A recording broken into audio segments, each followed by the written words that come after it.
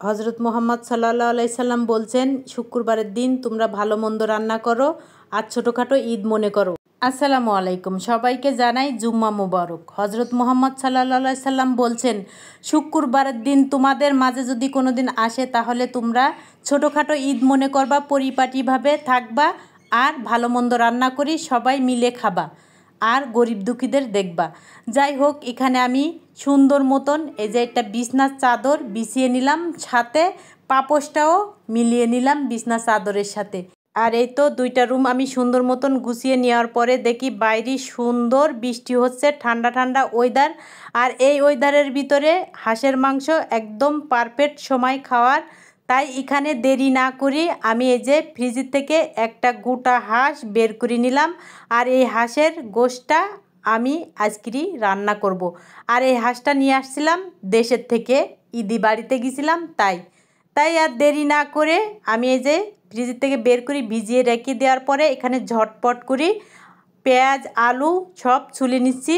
যাই হোক, আজকের ভিডিওটা কিডা কোন জায়গার থেকে দেখতেছেন অবশ্যই কমেন্টে জানাবেন।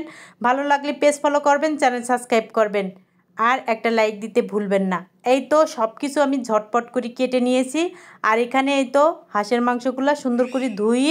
এই যে এখন একটা কড়াই বসাই দিলাম আর কিছু সরিষার তেল দিয়ে গোটা গরম মশলা, কাঁচামরিচ, পেঁয়াজ একটু হালকা করে ভেজে নিব। তারপরে এখানে দিয়ে দিব আদা বাটা, রসুন বাটা, জিরা বাটা আর একটু ভেজে নিব যাতে আদা রসুনের গন্ধটা না খায়। হলুদের গুঁড়া, মরিচের গুঁড়া, ধনিয়ার গুঁড়া, স্বাদ মতন লবণ, সামান্য একটু পানি দিয়ে মশলাটা ভালোভাবে কষাই নেওয়ার পরে এখানে দিয়ে দিলাম হাঁসের গোশটা দিয়ে ভালো করে একটু কষাই নিব। ঢাকনাটা উঠিয়ে একটু নাড়াচাড়া দিয়ে নিলাম। আর পাশের চুলায় আমি একটু পোলাও রান্না করব, তাই গোটা গরম মশলা, একটু সয়াবিন তেল দিয়ে তারপরে এখানে কিছু পেঁয়াজ কুচি দিয়ে হালকা করে ভেজে নেওয়ার পরে এখানে একটু আদা বাটা আর রসুন বাটা দিয়ে দিলাম। দিয়ে মিশিয়ে নেওয়ার পরে এখানে আমি 1.5 পট পোলাও চাউল দিছি। আর সবসময় আপনারা চিন্তা করবেন যে পট দিয়ে চাউল মাপবেন সেই পট দিয়েই আপনারা পানি মেপে দিবেন, তাহলে পোলাওটা একদম ঝরঝরে হবে। আমি 1.5 পট চাউল নিয়েছি আর সেই পট দিয়ে 3 পট পানি দিয়েছি এখানে। আর আমার পোলাওটা একদম ঝরঝরা হয়েছে, আপনাদের দেখাবো।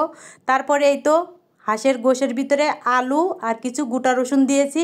গোটা রসুন না দিলে আসলে হাঁসের গোশটা খেতে সম্পূর্ণ হয় না, তাই এখানে আমি দিয়ে এতে সুরা দিয়ে দিলাম। আর এই তো গোশটা কিন্তু হয়ে গেছে। আর বাসায় একটু সমস্যা হয়েছিল, পানি ছিল না, তাই রান্না করতে করতেই একদম 4টা বেজে গিয়েছিল। আর খেতে খেতে তো আর বলার বাইরে থাকে না কোনো কিছু। যাই হোক, এই তো রান্না বান্নাই শেষ। তারপরে বিকেলে এই তো আমাদের বাসায় পিকনিক হচ্ছে আর এখানে কিন্তু যে খিচুড়ি রান্না করা হবে, সবাই মিলে পিকনিক খাওয়ার মজাটাই কিন্তু আলাদা।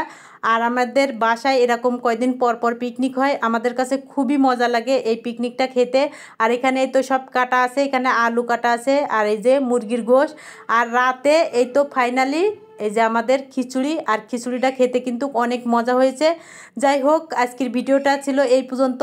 ভালো থাকবেন, সুস্থ থাকবেন। পুরো ভিডিওটা দেখার জন্য অসংখ্য ধন্যবাদ।